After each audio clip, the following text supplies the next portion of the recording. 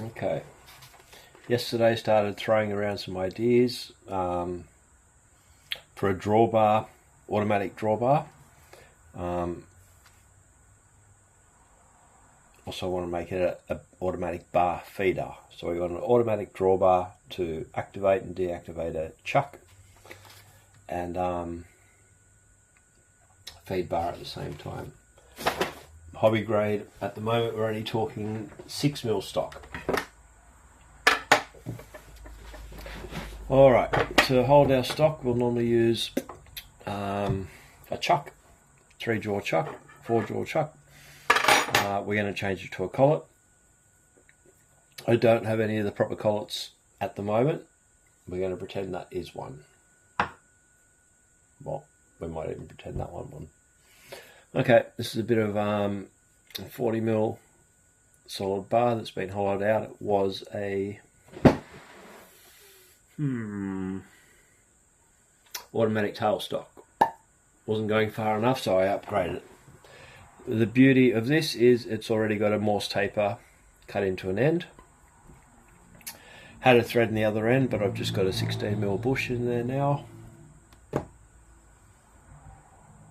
Alright, it accepts a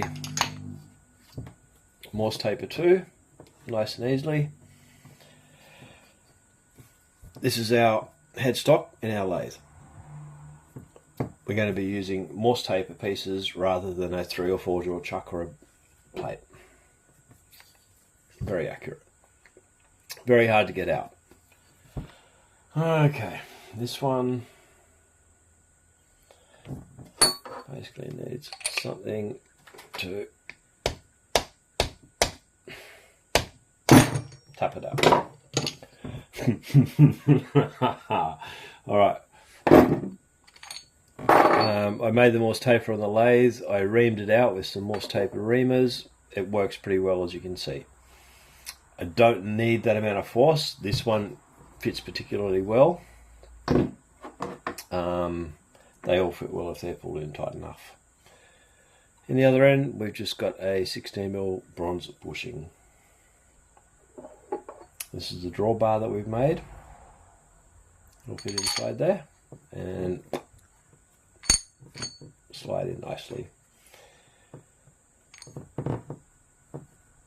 M10 thread to fit our collet chuck.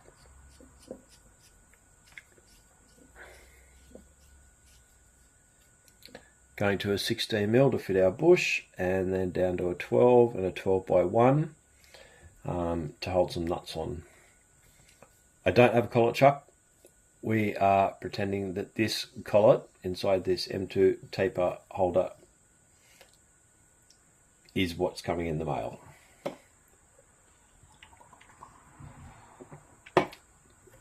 Okay, unscrew this. It's also hollow. Let's just put our stock through. In this case, we're going up to 1/4 inch. This is a bit of 6mm super duper bronze alloy for making tips for spot welders. Okie dokie, we'll put this together.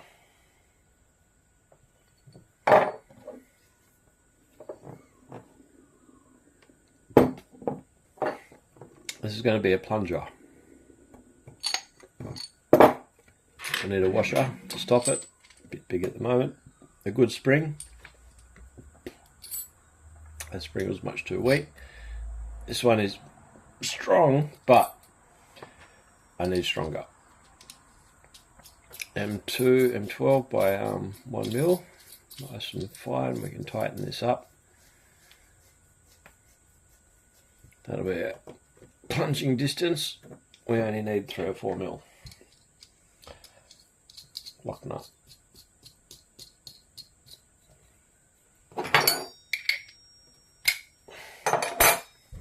Alrighty.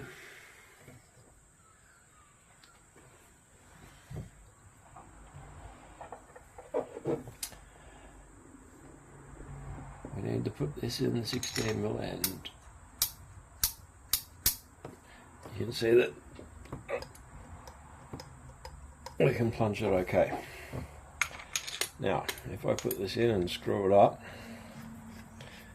I'm going to have to plunge it at the same time.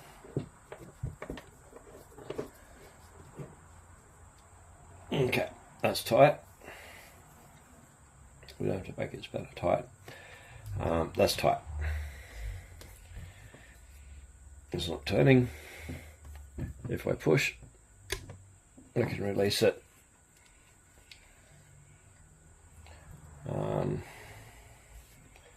Okay, if I push it, our collet chuck would release. This one's not.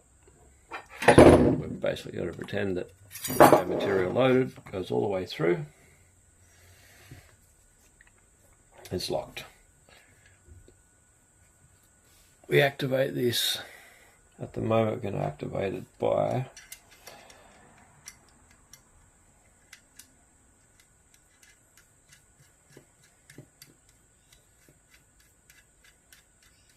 a lever. It's going to hook in there. It's going to pull it backwards to tighten it. Once it's tight, the lever can get out of the way. It's going to get in there and push that in to unlock the chuck. Once the chuck's unlocked, we'll just pretend it's unlocked. Our bit can feed as required. We need a feeder on here so that when it's unlocked, it grabs it, moves it a set distance. Grabs it, moves it.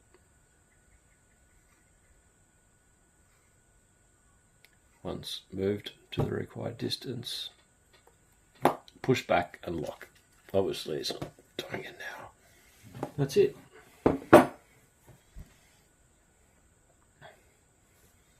Headstock. Chuck turned into a Morse taper MT2 chuck collet, sorry.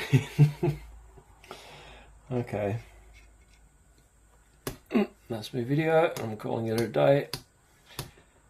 If I pull back on this, there's no way that's spinning, but that's all I need to release it.